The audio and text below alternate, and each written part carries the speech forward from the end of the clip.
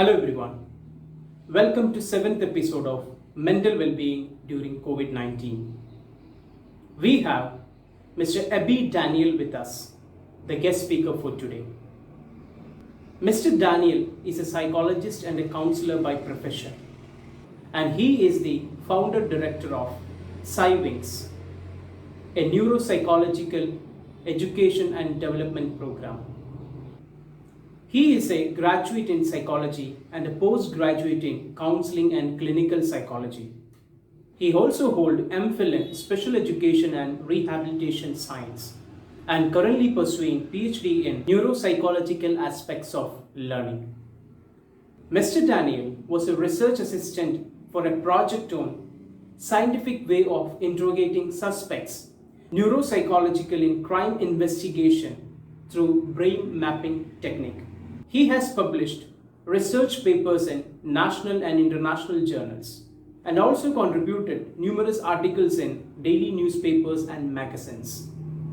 His expertise in psychology made him resource faculty for various universities and also resource person for numerous conferences, seminars and forums on learning disability, counseling and psychology related topics.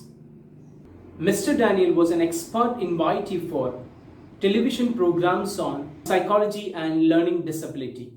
I welcome Mr. Abby Daniel for this session. Thank you. Hi guys, I thank for the opportunity for this session. I have seen the various sessions before this. I have gone through that and I found that the sessions were really informative and helpful for the upliftment of mental health, especially during this COVID-19. Uh, we can see that those informations are really helpful. Of course, you have seen various strategies and you have gone through those things, and I think now you have an idea about the upliftment of the mental health. And in this session, I would like to draw your attention to a different area. Different area in the sense, actually, it's not different. Actually, it's the base of the mental health.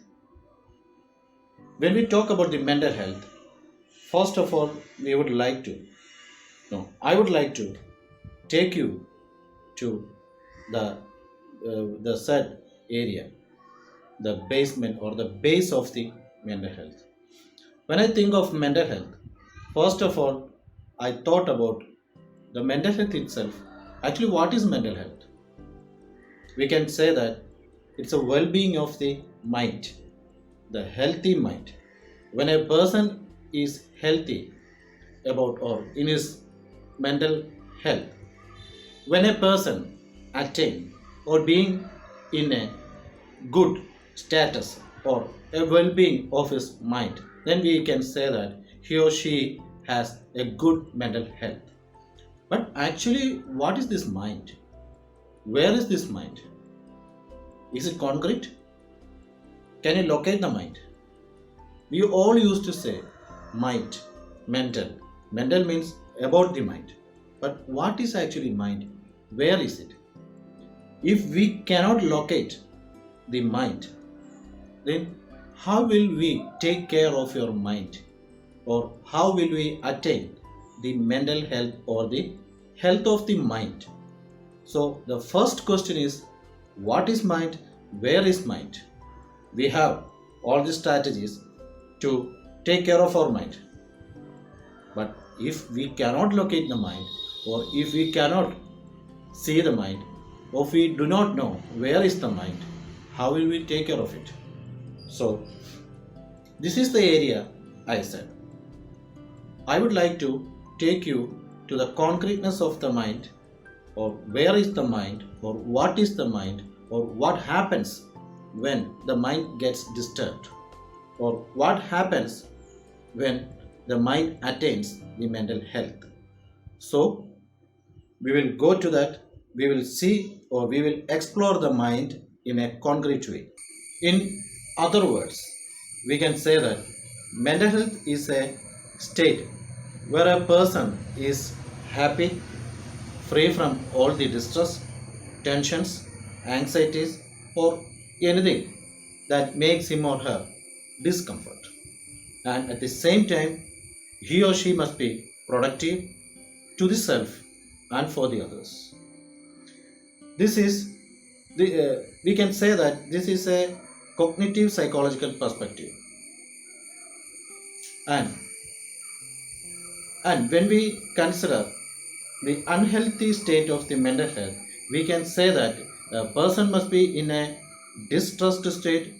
He or she will be having anxiety, tensions, many discomforts, psychological discomforts, etc.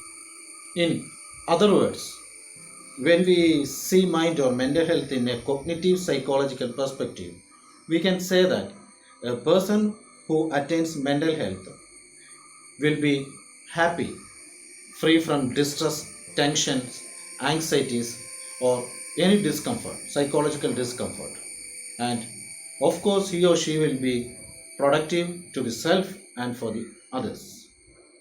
And in the same perspective, we can see that when a person is unhealthy or mentally unhealthy, he or she will be under distress, tension, anxiety, many psychological discomfort, and especially will not be productive for the self and for the others. So we know that when a person is discomfort or he or she is not mentally healthy, we can see that these persons they will not be productive. They will sit alone or will be thinking a lot. They will be getting tensions. They are undertaking anxieties. All those things will be there. So to explore the concreteness of the mind or the mental health, we need to consider the neuropsychological perspectives of the mind and the neurochemical perspectives of the mind.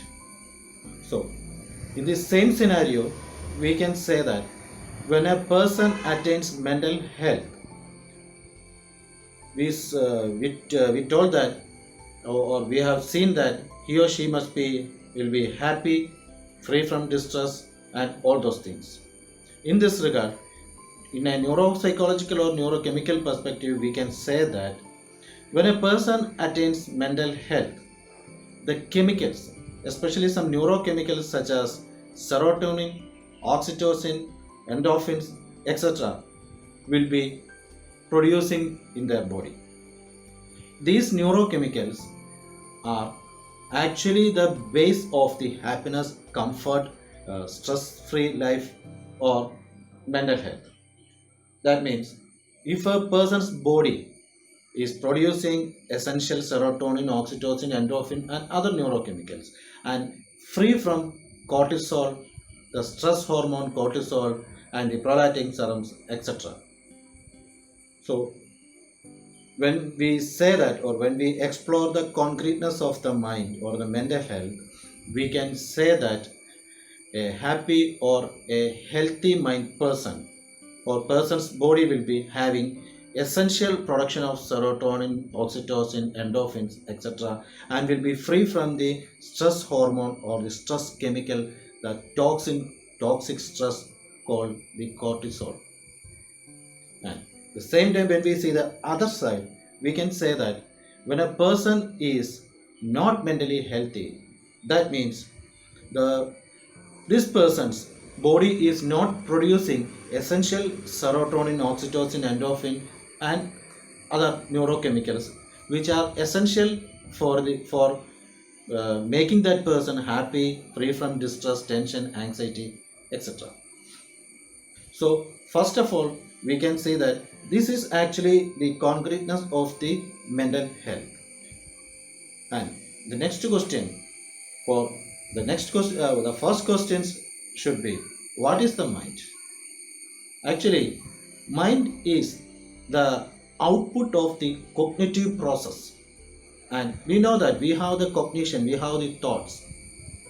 This can be simply understood as the process of the brain with the neurochemicals can be considered as our mind.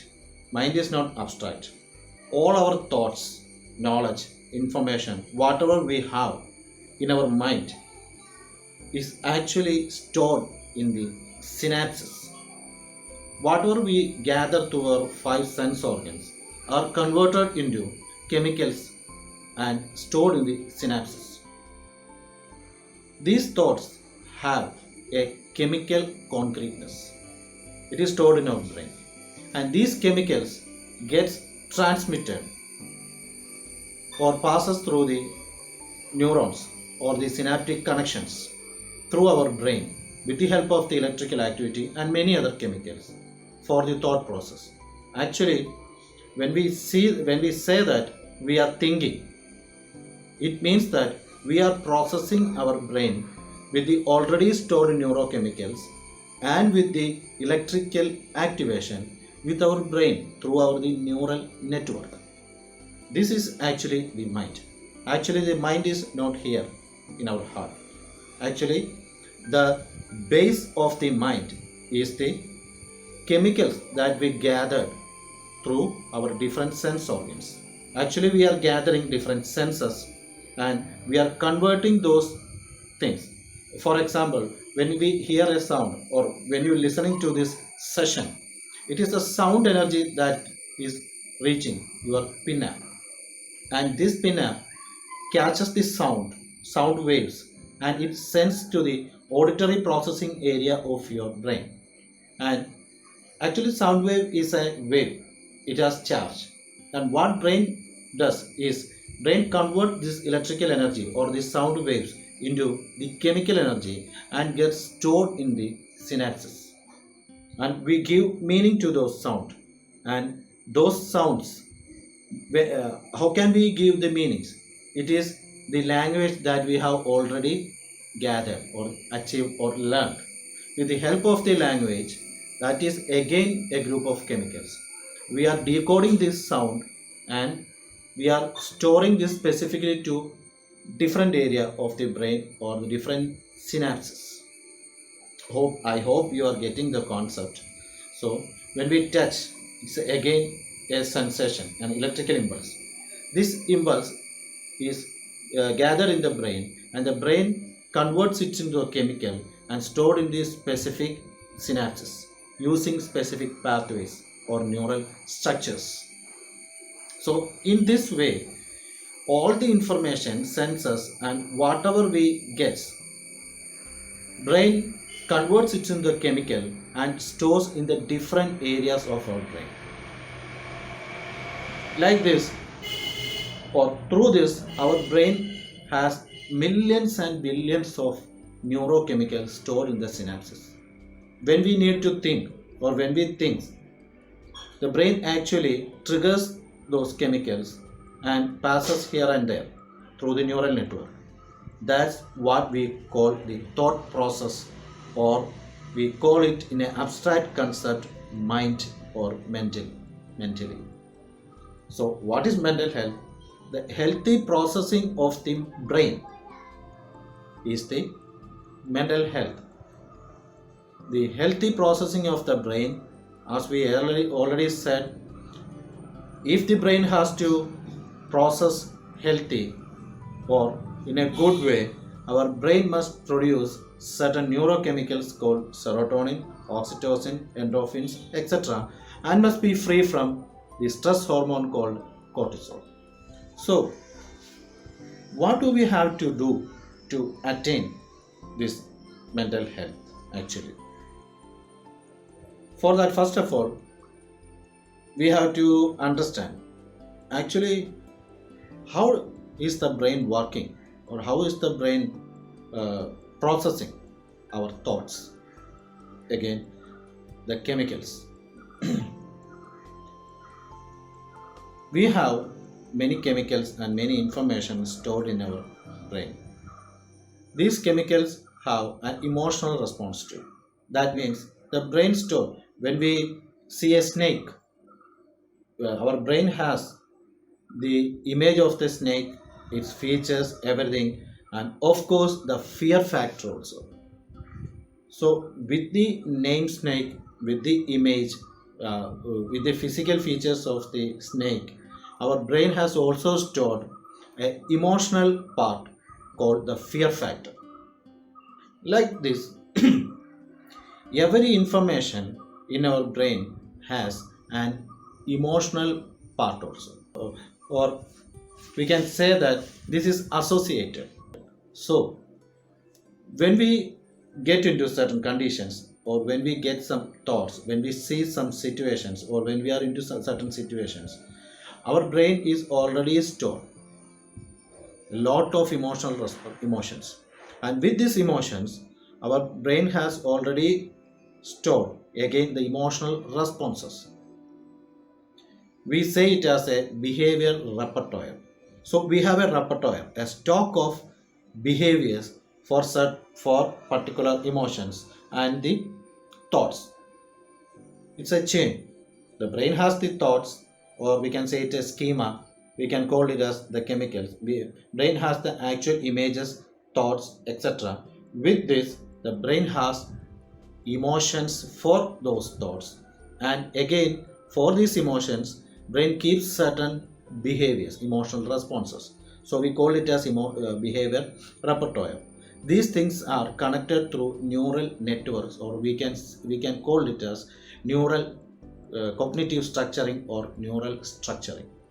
So brain, we call it as again neural pathways. Each emotions, each thoughts, each schema, each thinking, each information has its own millions of neural pathways which is connected with the emotions and the emotional responses.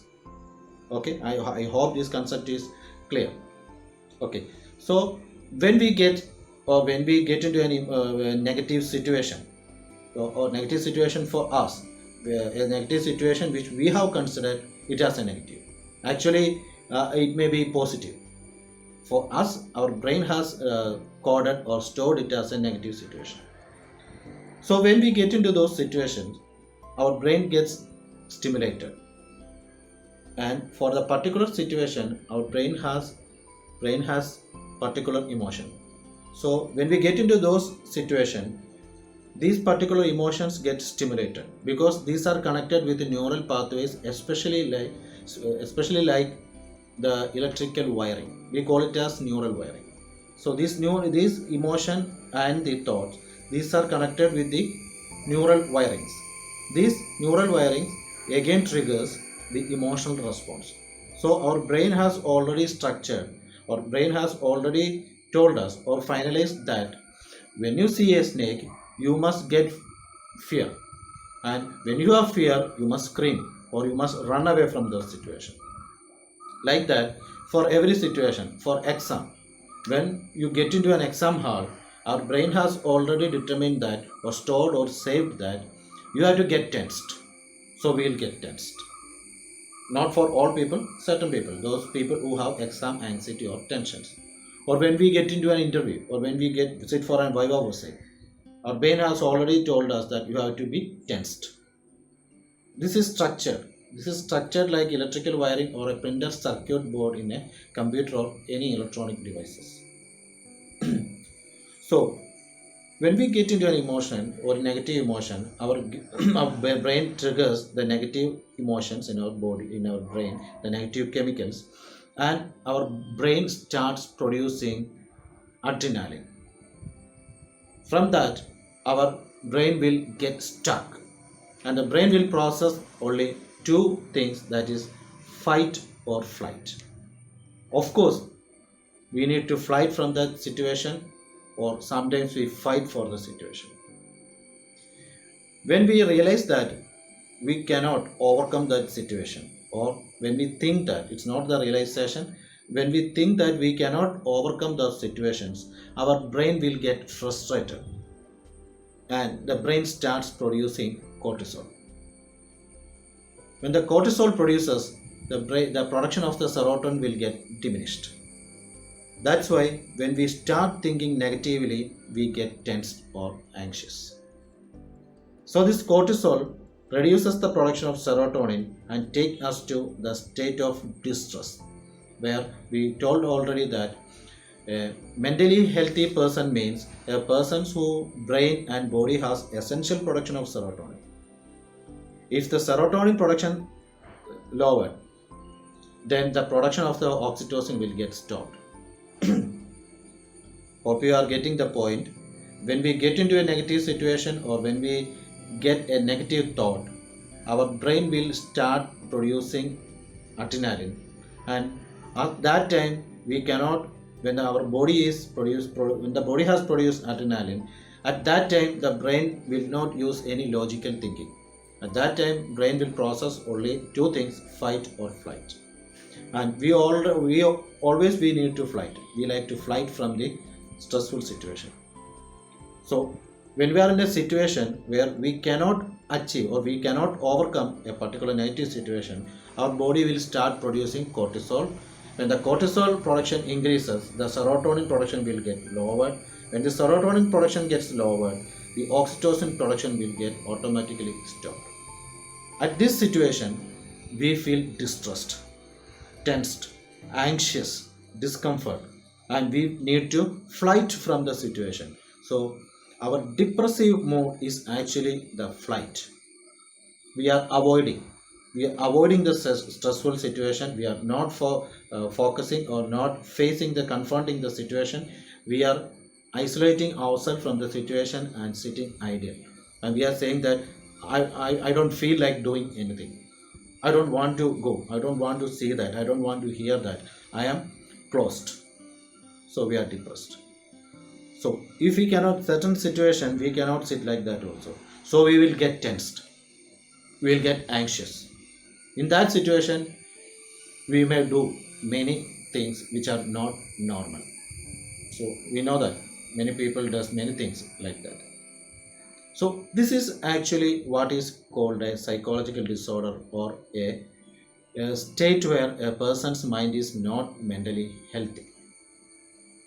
So what is mental health? So actually in this scenario, especially the COVID-19, really it's a situation where people need to take a lot of care. Actually, no need to fear, because we can overcome this.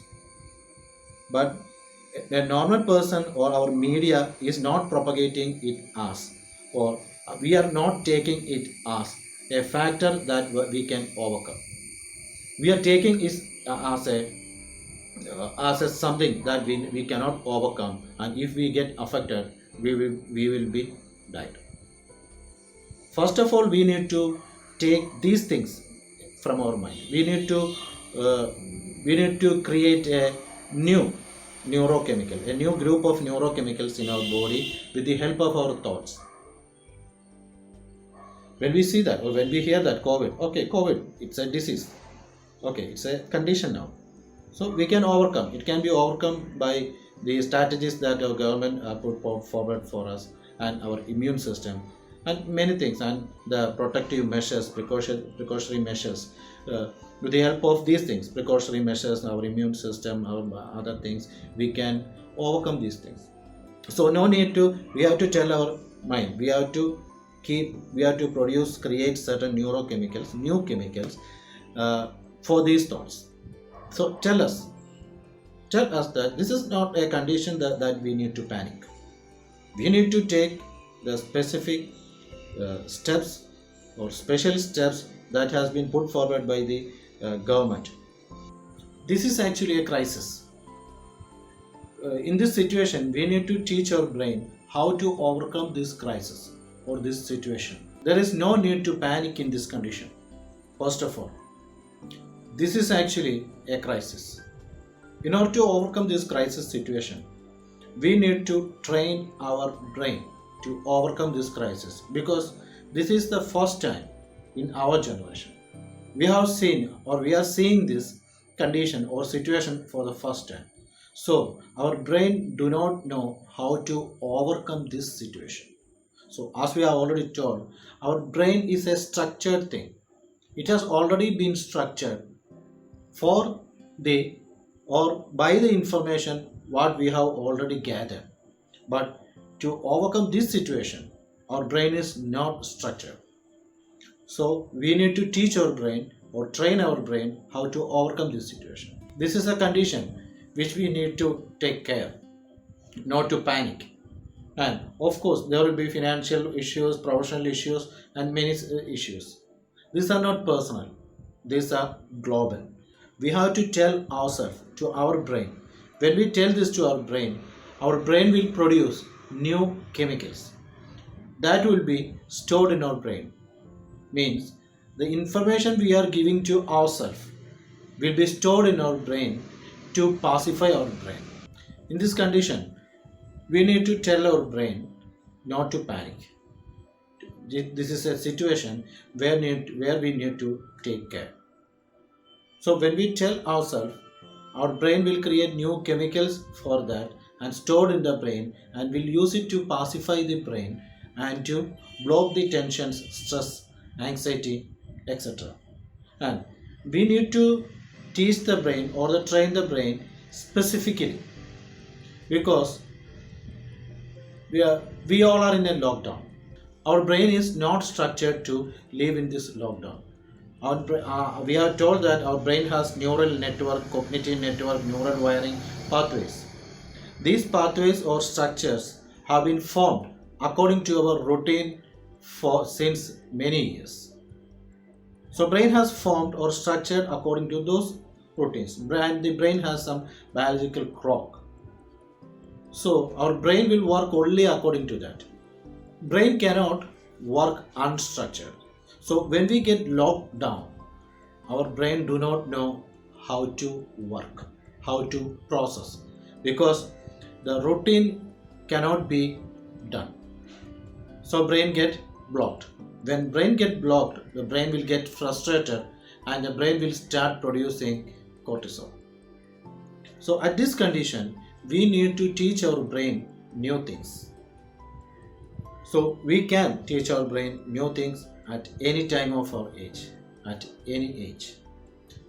Usually we used to think that as we get old, we cannot change our behavior or our brain cannot learn new things. That's wrong. Our brain has a feature called neurogenesis and neuroplasticity. Using this, we can teach or train or restructure our brain whenever we want, at any age. So, our brain is structured now. For the other things, brain is not structured or formed for the lockdown. So what we have to do is to train the brain or teach the brain new things. Remember, when we say that we have to teach the brain new things, it means that we have to restructure our brain. We have to restructure the neural wirings. We need to create new chemicals in the brain, etc. etc. So the experts before me, they have already told you how to deal with these conditions. So you just have to connect those sessions and this session. So whatever they have told in that sections are the activities which creates new neural networks and chemicals in our brain. So the best method is to practice those things. One important thing is that brain needs rest and enjoyment. So sleep for 8 hours at least. That means keep the brain activity between 0.5 Hz to 1.5 Hz at least 8 hours a day, so that your brain will get some rest, less electrical activity for some time. Next thing is that give the brain enjoyment to make the brain lubricate. Listen to music. Listen to good music. Keep away the melancholic one, because melancholic music will result in producing some amount of cortisol in our brain. So listen to the good music. It's again the sound waves. Sound waves will have charges. It will help in reducing the electrical activity of our brain and regulating the electrical activity. Then move your body. Go for some games or dance. Anything that moves, relaxes, stretches your body and produces some sweat. When you sweat, when you move your body, the brain will produce a protein called BDNF, brain derived neurotrophic factor. This will help you in repairing the damaged brain cells and reducing the cortisol level. Again, moving or stretching, sweating your body will result in producing good amount of serotonin, which again helps in reducing the cortisol. Then go for reading. Read good books, stories, activities, whatever it is. Specifically, keep away the tragic one, because when you listen to the tragic music, tragic movies, tragic stories, whatever, our mirror neurons will get activated and it will result in producing cortisol in our body. Then reading books, watch movies, again good movies, pleasant movies, etc. Apart from this, a main thing to reduce stress is to make love. Feel love, feel loved, and give love. Love your kids, hug them, kiss them, keep them on your lap, and they will also get some love. Their tensions will also, stress will also get reduced by producing serotonin. You will also get relaxed. If you're married, love your spouse, make some love, etc. Love your parents, friends, relatives, etc. And especially if you're married, make some love. Studies have shown that good sexual relationship will result in reducing the stress to a great extent by producing serotonin and oxytocin to a higher level. So a good sexual relationship will always help in reducing the stress. When we get into the conclusion, we can say that we have started this session by questioning the concreteness of the mind. We have seen that the mind is the output of the brain processing. We have seen that brain work on the chemicals which are created with the help of the sense organs and the information gathered through the sense organs. These chemicals have been stored in the brain and connected with the help of the neural wirings, neural structuring, and used to transmit with the neurotransmitters, electrical impulses, so on, so on. We have seen all those things, and we have seen that the mind is the output. So, mental health. What is mental health? Health is the state where a person's brain and body produces essential neurochemicals such as serotonin, oxytocin, endorphins, etc., and free from cortisol and other neurochemicals which creates stress. Next is how can we attain this mental health? For that we have seen many strategies through other sessions. You just need to connect those sessions with this session. In short, we have seen that our brain is already structured and not structured to face this crisis.